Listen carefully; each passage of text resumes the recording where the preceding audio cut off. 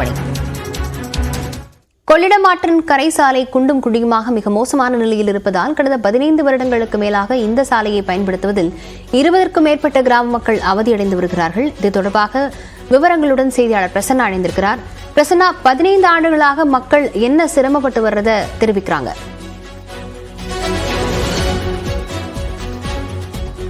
அதாவது லாவண்யா, கொள்ளிடமாற்றினுடைய கரையை பலப்படுத்தி சாலையை சீரமைக்க வேண்டும் என்று 30க்கும் மேற்பட்ட கிராம மக்கள் கோரிக்கை வச்சிருக்காங்க. குறிப்பாக சொல்ல வேண்டும் என்றால் கொள்ளிடமாற்றின் கரை சாலையானது காட்டூரிலிருந்து அணைக்க வரை சுமார் 60 கிலோமீட்டர் தொலைவிற்கு பொதுப்பணித்துறை அதிகாரிகள் கடந்த 15 வருடங்களுக்கு முன் இந்த சாலையை போட்டிருக்காங்க. இந்த சாலை 15 வருடங்களாக பராமரிப்பு இல்லாமல் இந்த சாலை குண்டும் குழியுமாக மிக மோசமான நிலையே உள்ளது. இந்த சாலையில் 4 சக்கர வாகனங்களோ ஆம்புலன்ஸ் போன்ற அவசர ஊர்திகளோ இந்த சாலையில் செல்ல முடியாத சூழல் ஏற்பட்டிருக்கு. அது மட்டும் இல்லாமல் மழை காலங்களில் வெள்ள அபாயத்திலிருந்து காப்பாற்றுவதற்காக இந்த சாலையை கரையை பலப்படுத்த வேண்டும் என்ற கோரிக்கையை முக்கியமாக வச்சிருக்காங்க. இது குறித்து நம்ம இடையே பேசுவதற்கு இந்த பகுதியை சேர்ந்த ஒருவர் இருக்கிறார், அவரிடம் நாம் கேட்போம்.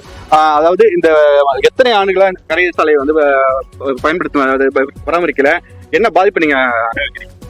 அதாவது இந்த சாலை என்பது கொள்ளிடக்கரையின் தென்கரை. இந்த தென்கரைங்கிறது பொதுப்பணித்துறையால் பராமரிக்கப்பட்டு வரக்கூடிய சாலை தான். ஆனால் கடந்த 15 ஆண்டுகளுக்கு மேலாகிறது இந்த சாலை பராமரிப்பு செய்து செப்பனிட்டு.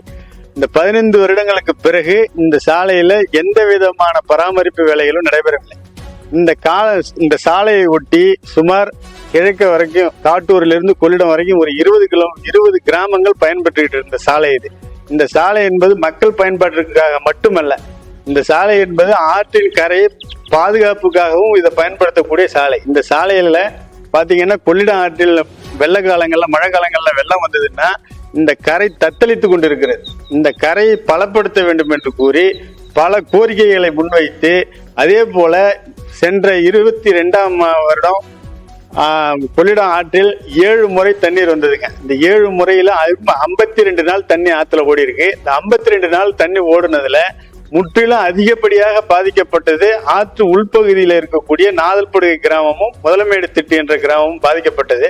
அப்போது பொறுப்பு அமைச்சராக இருக்கக்கூடிய திரு மாண்புமிகு மெய்யநாதன் அவர்களோ மற்ற அதிகாரிகளோ கட்சி பிரமுகர்களோ அனைத்து கட்சி பிரமுகர்களோ இதை பார்வையிட்டாங்க. பார்வையிட்டதுக்கு பிறகு இதுல என்னன்னு கேட்டீங்கன்னா, எங்களுக்கு இந்த திட்டுப்படுகை என்ட்ரன்ஸ்ல இருந்து நாதல்படுகை முடியும் வரை தருவாயில கருங்கல் கொட்டி தடுப்பு சுவர் அமைத்து கொடுப்பதாகவும், நாதல்படுகை கிராமத்துக்கு புயல் பாதுகாப்பு சுற்றி மாற்றுப்பாதையில் மக்கள் பயணித்து வருவதாக அவர்களுடைய கோரிக்கையை முன்வைத்திருக்கிறார்கள். சாலை போட வேண்டும் என்பது அவர்களுடைய கோரிக்கையாக இருக்கிறது. விவரங்களுக்கு நன்றி பிரசன்னா.